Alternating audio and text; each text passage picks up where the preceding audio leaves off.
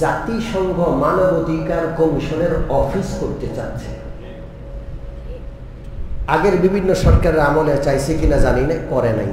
এখন জনগণের সরকার নাই, বললাম না, অনির্বাচিত সরকার। কোত্থেকে যে উপদেষ্টাদের আমদানি হচ্ছে কেউ জানে না। নাস্তিক ফাস্তিক দালাল মালাল সব দিয়ে বলে গেছে। এই সুযোগে মানবাধিকার কমিশনের অফিস বাংলাদেশে আনার অপচেষ্টায় তারা রত। এই মানবাধিকারের কমিশনের অফিস যেখানে গেছে সেই দেশ ভাগ করে ছাড়ছে। ইন্দোনেশিয়ায় গেছে, ইন্দোনেশিয়াকে দুই ভাগ করলো, পূর্ব তৈমুর নামক একটা খ্রিস্টান রাজ্য বানাইলো। সুদানে গেল, সুদান মুসলিম রাষ্ট্রকে দুই ভাগ করে আলাদা একটা দক্ষিণ সুদান খ্রিস্টান রাষ্ট্র বানাইল। বাংলাদেশে এই দুষ্টরা যদি অফিস করে, বাংলাদেশকে দুই ভাগ করে পার্বত্য অঞ্চলকে আর একটা দেশের নাম দিয়ে খ্রিস্টান রাজ্য বানাবে।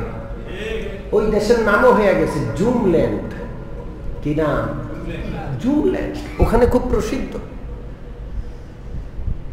আমরা এই সরকারকে বলতে চাই, জনগণ ছাত্র জনতার রক্তের উপর মানাইয়া আপনারা ক্ষমতায় আসছেন, না হয় ভোটে খাড়াইলে একটা মেম্বার আর কমিশনার হওয়ার যোগ্যতা আপনাদের ছিল না।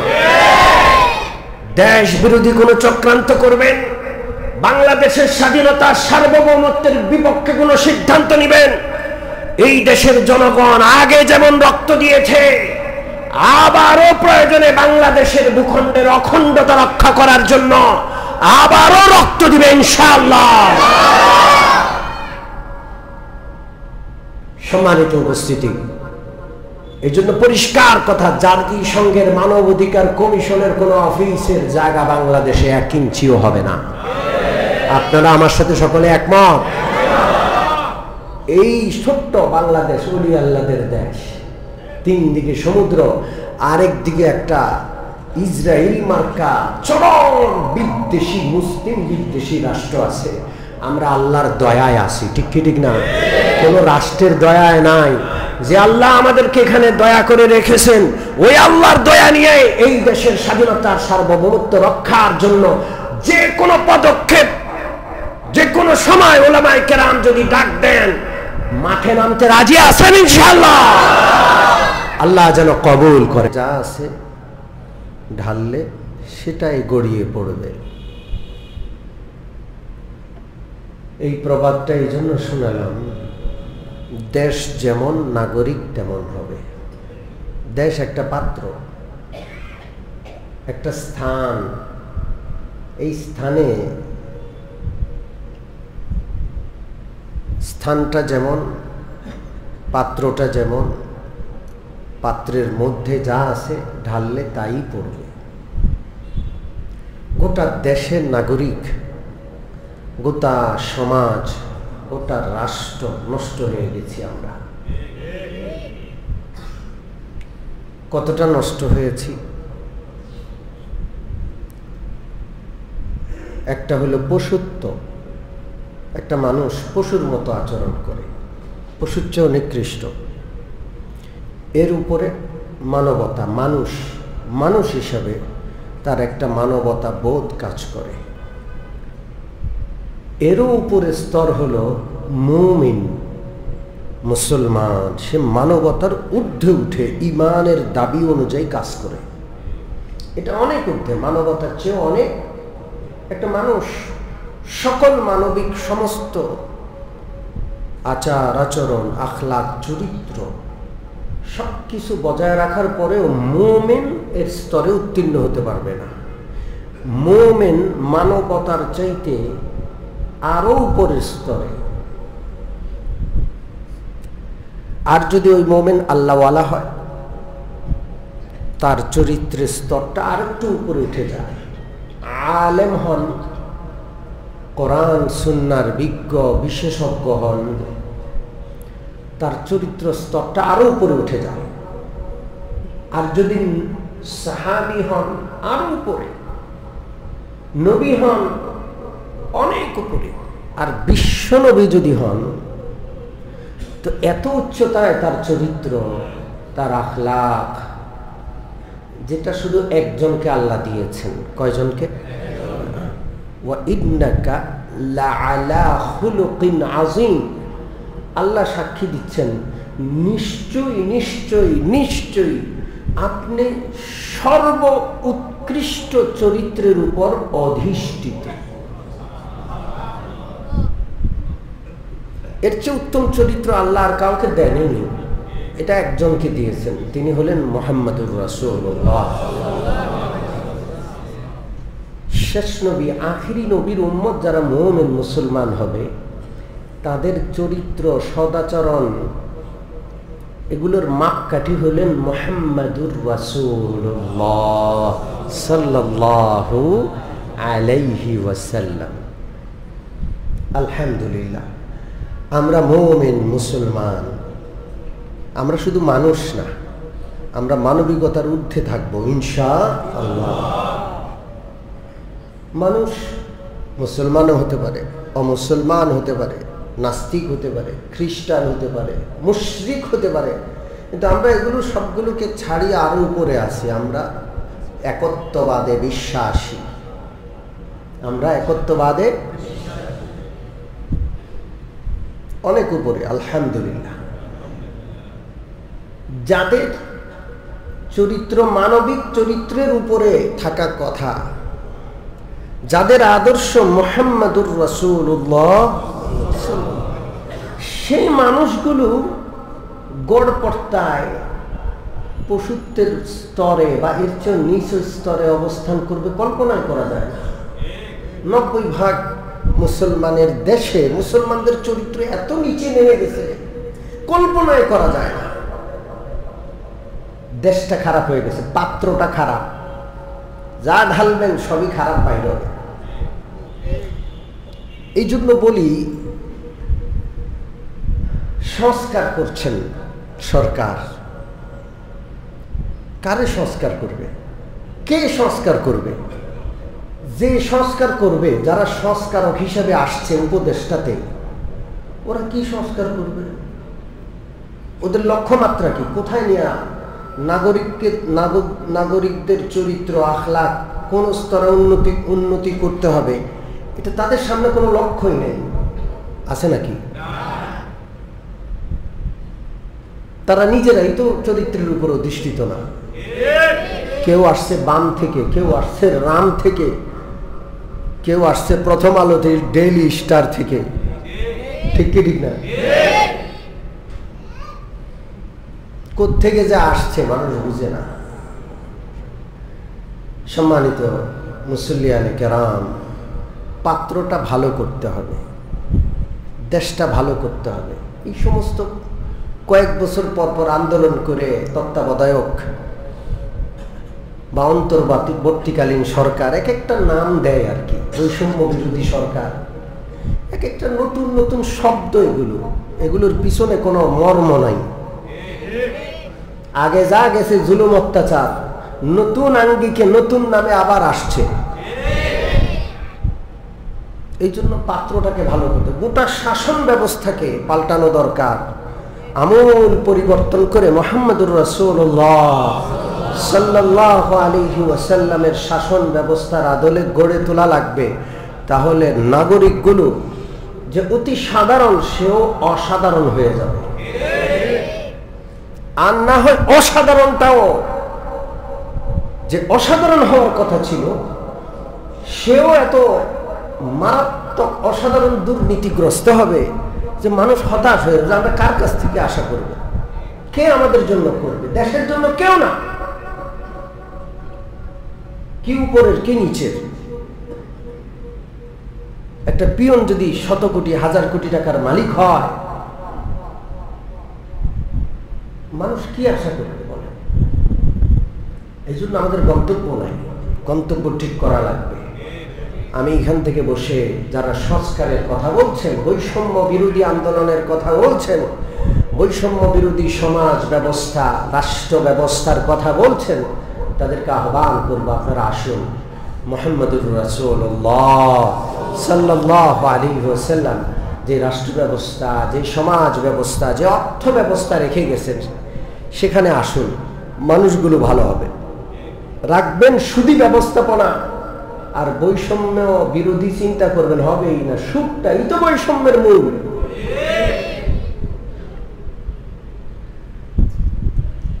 ইসলামী রাষ্ট্র ব্যবস্থাপনা যদি থাকতো, সাধারণ মানুষগুলো অসাধারণ ব্যক্তিত্বে পরিণত হতো। হযরত আব্দুল্লাহ ইবনে হুযাফা আস-সাহমি রাদিয়াল্লাহু তাআলা আনহুর ঘটনা শোনাচ্ছিলাম। খুব সাধারণ মানুষ, ওনার গোটা জীবন ইতিহাসে পাওয়া যায় না। শুধু রাসূলুল্লাহ তাকে সাহসী যে অভিযানে পাঠিয়েছিলেন, অভিযান বলেছিলাম আমি গত সপ্তাহে, পৃথিবীর পরাশক্তি মারাত্মক দাম্ভিক কিসরার দরবারে পাঠিয়েছেন।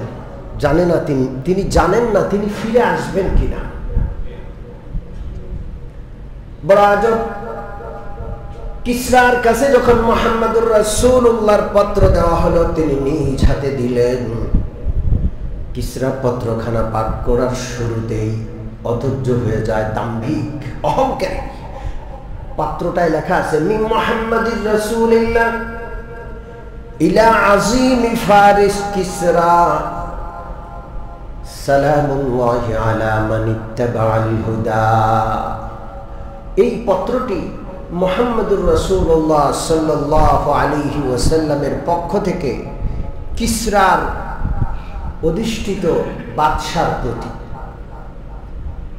মুহাম্মদুর রাসূলুল্লাহর নাম মোবারক কিসরার নামের পূর্বে, এটা দেখেই সামনে কি বক্তব্য আছে, চিঠিতে কি আলোচনা বা কি সংবাদটা আছে সেটা শোনার ধৈর্য তার হলো না।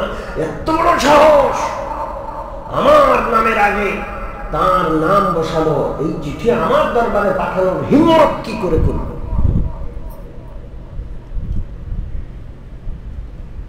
কিসরা আল্লাহ রাসূলের চিঠি ফেড়ে টুকরো টুকরো করে এইভাবে তার দরবারে ছিটিয়ে দিল। হযরত আব্দুল্লাহ ইবনে হুযাফা আস-সাহমি রাদিয়াল্লাহু তাআলা আনহু, যিনি পত্রবাহক, আল্লাহ রাসূলের দূতকে সেখান থেকে তাড়াতাড়ি করে বের করে দিল। আব্দুল্লাহ ইবনে হুযাফা আস-সাহমি বের হইলে চিন্তা করলেন, আমার দায়িত্ব তো পালন হয়ে গেছে, আমি তো আল্লাহ রাসূলের পত্রখানা যার কাছে পৌঁছানোর কথা তার হাতে পৌঁছে দিয়েছি, আমার আর এখানে অপেক্ষা করার দরকার নাই। এখানে ভালো কোনো একটা অঘটন ঘটে বা ভালো কোনো কিছু ঘটে, সেটা আমার দেখার অপেক্ষা করার দরকার নাই। তিনি দ্রুতগামী, বড় দুঃসাহস, দ্রুতগামী ঘোড়ায় উঠে চোখের পলকেই অদৃশ্য হয়ে গেল। হযরত আব্দুল্লাহকে বের করার পর কিসরা যখন একটু হুঁশে ফিরে আসলো, অহংকার আর দাম্ভিকতা যখন একটু কমলো, তাড়াতাড়ি তাকে তালাশ করলো। যাও তালাশ করে দেখো আব্দুল্লাহ কোথায় আছে। হন্য হয়ে তার যত বাহিনী সব চিরুনি অভিযান চালিয়ে তালাশ করলো, কিন্তু আব্দুল্লাহ ইবনে হুযাফার খোঁজ তারা পেল না। তিনি ততক্ষণে কিসরার সাম্রাজ্যের বর্ডার ত্যাগ করে তিনি অদৃশ্য হয়ে গেছে। কিসরা খুব রাগান্বিত, এত বড় সাহস, আরবের অশিক্ষিত মানুষ আমার কাছে এইভাবে পত্র লিখবে, তাকে গ্রেপ্তার করে আনতে হবে। তো নিজের পক্ষ থেকে বাহিনী পাঠানোকে অপমান মনে করল। তার পক্ষ থেকে ইয়ামনের গভর্নর ছিল বাজান, তৎকালীন গভর্নর। বাজানের কাছে পত্র লিখল যে আমার এই পত্র পাওয়ার সঙ্গে সঙ্গে 2-4 জন সেনা সদস্য পাঠাইয়া কে আমার কাছে এই পত্র লেখার এইভাবে নিয়ম নীতি রক্ষা না করে দরবারের আদব লঙ্ঘন করে পত্র লিখল, তাকে তাড়াতাড়ি করে পাকড়াও করে সশরীরে আমার এখানে উপস্থিত করো। বাজানের কাছে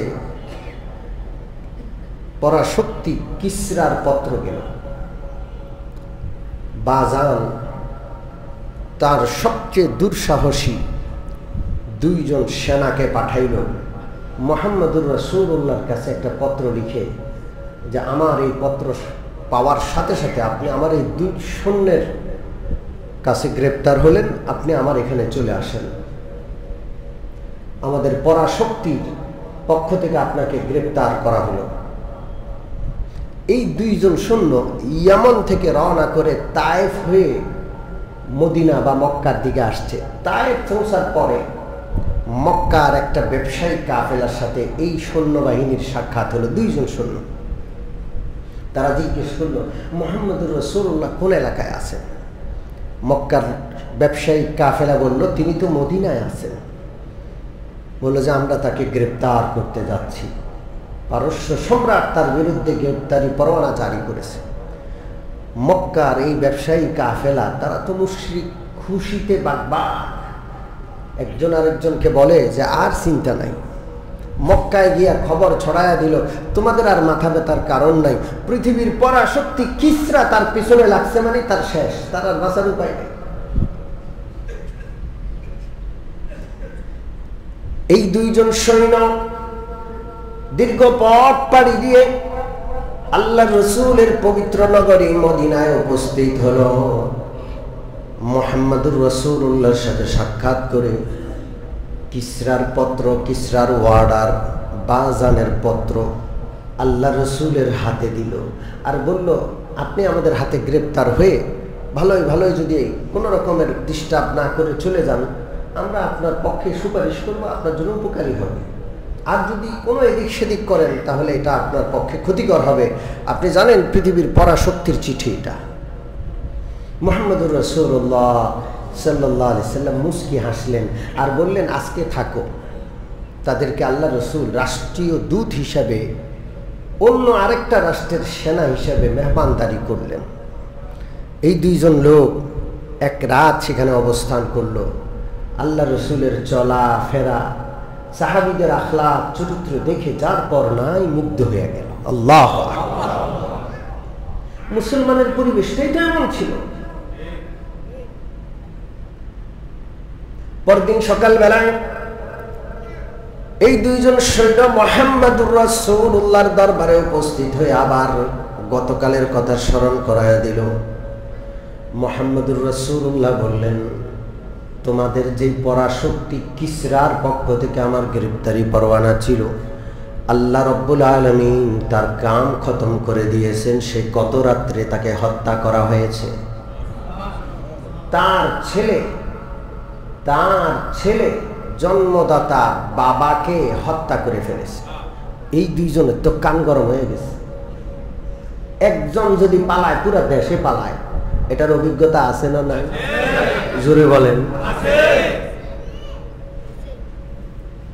বাতিলদের খুঁটার জোর এক জায়গায়, আর হকপন্থীরা প্রত্যেকেই এক একটা খুঁটা। এত বিশাল শক্তি কোথায় গেল? কেউ নাই এখন, কেউ এই দেশে আর কেউ নাই ওই নামের। কেউ স্বীকার করতে রাজি না যে সে আগে ওই পার্টি করতো, ওই দল করতো, কেউ রাজি না। অথচ ওই দলের নাম উচ্চারণ করাটাও একটা বিশাল দুঃসাহস। কে করলো তার প্রতি এত প্রতিশোধ, সে সম্মানী অসম্মানী দেখার সময় ছিল না তাদের।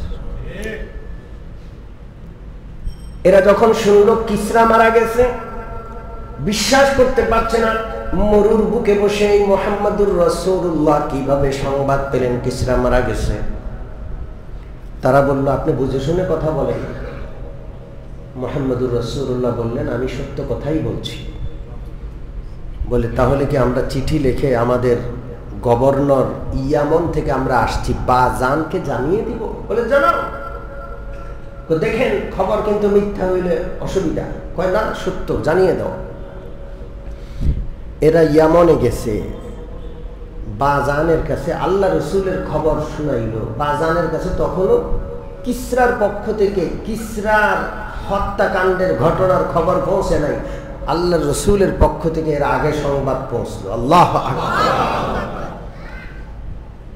আল্লাহ রসুল যখন কিসরার ব্যাপারে বললেন কিসরাকে হত্যা করা হয়েছে, সাথে সাথে আবার বললেন মনে রেখো তোমাদের নেতাদের কাছে খবর পৌঁছায় দিও আমার আরবের মুখ থেকে, আরবের বুক থেকে যেই কালিমার ধ্বনি তোমরা শুনেছ, লা ইলাহা ইল্লাল্লাহু মুহাম্মাদুর রাসূলুল্লাহ।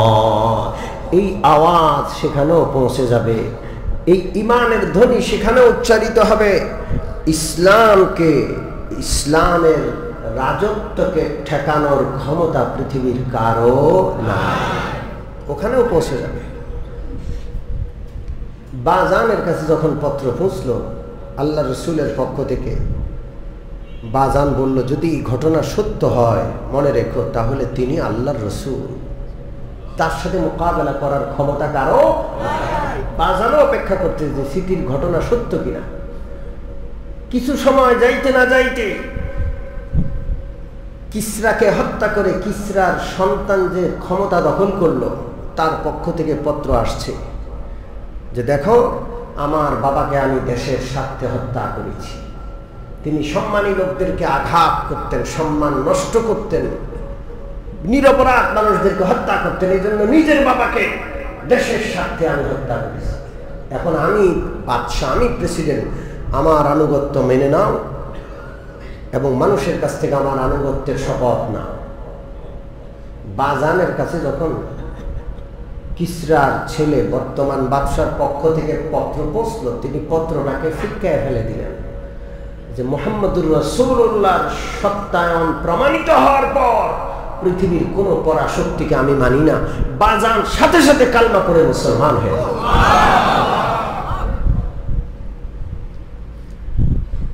আমি বলছিলাম যদি পাত্র ভালো হয়, পাত্র থেকে যাই গড়ায় পড়বে তাও ভালো পড়বে।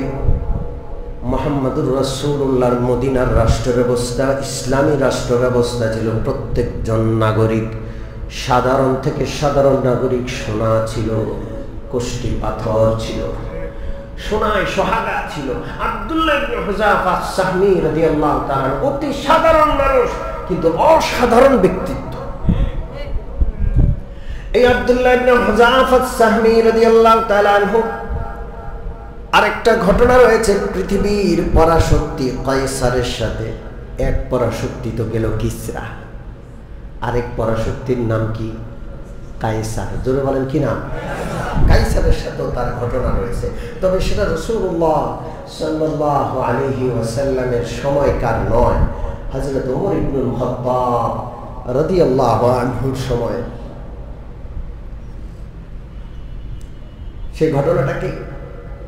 এখানে একটা কথা বলি, রাসূলুল্লাহ সাল্লাল্লাহু আলাইহি সাল্লামের চিঠি যখন কিসরা টুকরো টুকরো করে ফেলল, আব্দুল্লাহ ইবনে হুযাফা সাহমী এসে রাসূলুল্লাহকে সংবাদ দিলেন, ইয়া রাসূলুল্লাহ, আপনার চিঠি তো পড়ার ধৈর্যই তার ছিল না, টুকরো টুকরো করে ছিঁড়ে ফেলেছে।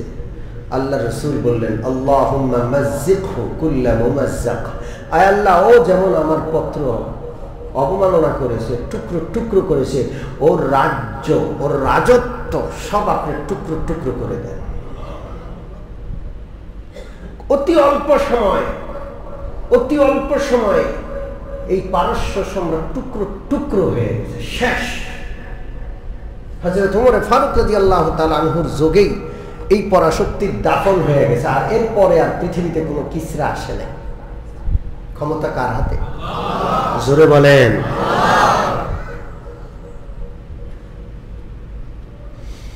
এই জন্য কখনো দাম্ভিকতা দেখাইতে নাই। কত আসছে, কত গেছে, কত ক্ষমতাওয়ালা আসছে, কত ক্ষমতাওয়ালা গেছে। দাম্ভিকতা অবলম্বন করে কোনো কথা বলতে নাই, তাহলে আল্লাহ তাকে ওইটাই করা। অমুক পালাবে না, আর আল্লাহ তাআলা তাকে পালাতে বাধ্য করলেন। পালান না, পালিয়েছেন তো। অহংকার করে কোনো কথা বলা উচিত না। আমরা ব্যক্তিগত জীবনেও কোনো অহংকার করব না, শুকরিয়া আদায় করব। সবসময় কি করব? ধনী মানুষ কি অহংকার, গরিবকে দেখে তুচ্ছ তাচ্ছিল্য করে। আপনার ধন আল্লাহ ছিনিয়ে নিয়ে আপনাকে ওই জায়গায় বসাইতে কয় মিনিট? 1 মিনিটও লাগবে না। গোটা ফিলিস্তিনের সব মানুষ উদ্বাস্ত হয়ে গেছে, সব মানুষ পথে বসে গেছে। গোটা বার্মার আরাকানের সব মানুষ দেশান্তরিত হয়ে গেছে। ঠিক কি ঠিক না? কতক্ষণ? আসুন, হযরত ওমরে ফারুক রাদিয়াল্লাহু তাআলা আনহুর যুগে এই অসাধারণ ব্যক্তিত্ব হযরত আব্দুল্লাহ ইবনে হুযাফা সাহমি সম্ভবত 19 হিজরি সাল ছোট্ট একটা বাহিনী নিয়ে তিনি যুদ্ধে গেলেন। কোথাও কায়সারের এলাকায় তিনি প্রবেশ করলেন, সীমান্ত অতিক্রম করে কায়সারের এলাকায় তিনি গেলেন। আর কায়সার সেই পরাশক্তির আল্লাহ রাসূল সাল্লাল্লাহু আলাইহি সাল্লামের সাহাবীদের বাহাদুরির ঘটনা শুনতে শুনতে শুনতে শুনতে তার মনে ইচ্ছা জাগলো, রাসূলুল্লাহর সাহাবীরা কেমন হন যদি একটু পাইতাম, একটু দেখতাম। ওরা নাকি অনেক সাহসী, পৃথিবীর কোন শক্তিকে ভয় পায় না, এক একজন হাজারের তুলনায় বেশি হিম্মতওয়ালা। কায়সার তার বাহিনীকে বলে রেখেছিলেন, কোন মুসলমান কাফেলা যদি পাও তাদেরকে হত্যা না করে জীবিত অবস্থায় আমার কাছে নিয়ে আসবা, আমি একটু ফরক করে দেখব, যাচাই করে দেখব এদের সাহস কত, হিম্মত কত। আল্লাহর কি হিকমত, এই বাহিনীর হাতে ধরা পড়ল আব্দুল্লাহ ইবনে হুযাফা সাহমি রাদিয়াল্লাহু তাআলা আনহুর ছোট্ট একটি মুজাহিদ বাহিনী ধরা পড়ে গেল। তাদেরকে গ্রেফতার করে বন্দী করে কায়সারের দরবারে আনা হলো। সবাইকে বন্দী করে দলপতি হযরত আব্দুল্লাহ ইবনে হুযাফা সাহমিকে কায়সার ডাকালেন একান্তে, আর দাওয়াত দিলেন, তুমি খ্রিস্টান হয়ে যাও। তুমি যদি খ্রিস্টান হয়ে যাও তোমার সারা জীবন তুমি আমার রাজকীয় মেহমান হিসেবে রাজপ্রাসাদে থাকবা, তোমার সুখের টাকা পয়সা কোনো অভাব হবে না।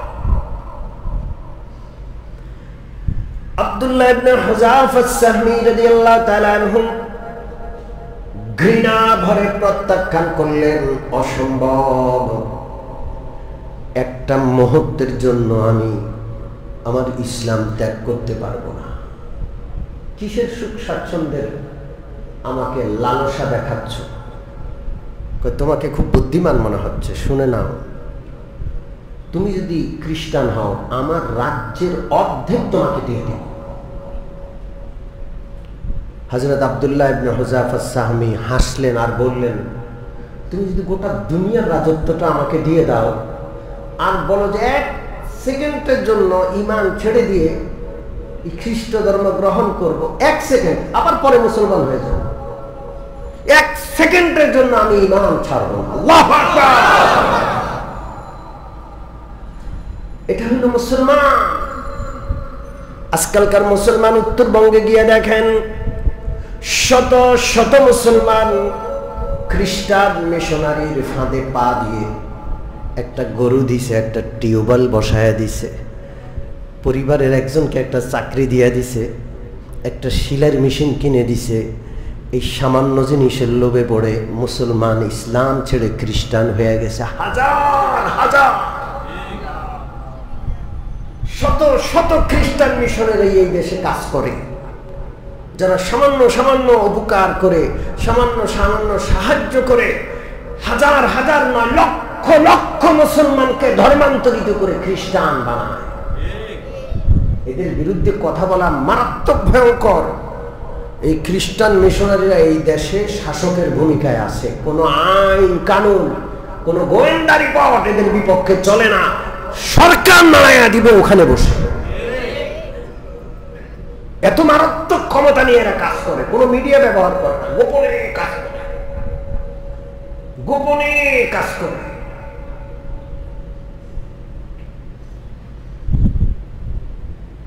আল্লাহু আকবার! এদের ভবিষ্যৎ মিশন হলো পার্বত্য অঞ্চল নিয়ে একটা খ্রিস্টান রাজ্য গড়ে তুলবে। 3টা পার্বত্য জেলা, খাগড়াছড়ি, রাঙ্গামাটি, বান্দরবান, পাহাড়ি অঞ্চল, বিশাল বড় 3টা জেলা, বাংলাদেশের 10 ভাগের 1 ভাগ পরিমাণ ভূমি, এত বিশাল ভূমি নিয়ে এই 3টা জেলায়, আল্লাহু আকবার, আপনি আমি প্রবেশ করতে হলে অনুমতি লাগবে। জায়গায় জায়গায় ভোটার আইডি কার্ডের ফটোকপি দিয়া স্বাক্ষর করে কেন যাচ্ছেন, কখন ফিরে আসবেন, জবাবদিহিতা করে বাংলাদেশের জমিনে বাংলাদেশের নাগরিক মুসলমান ঢুকতে হলে যাওয়া লাগে, এইভাবে নাকে খত দিয়া যাওয়া লাগে। আপনি আমি বাংলাদেশের জমিন, সেখানে 1 ইঞ্চি ভূমি জমি ক্রয় করার কোনো অধিকার নাই। এরা অনেক দূর আগে গেছে। এরা 200-500 বছর টার্গেট নিয়ে কাজ করছে, আর আপনার আমার নিজেরও খবর নাই। এরা এই 3টা জেলাকে কেন্দ্র করে সেন্ট মার্টিন সহ এরা একটা নতুন রাষ্ট্রের স্বপ্ন দেখছে। সম্মানিত মুসল্লিয়ানে কেরাম, আলোচনার সময় শেষ, এবং সেই টার্গেটকে নিয়ে এরা বাংলাদেশে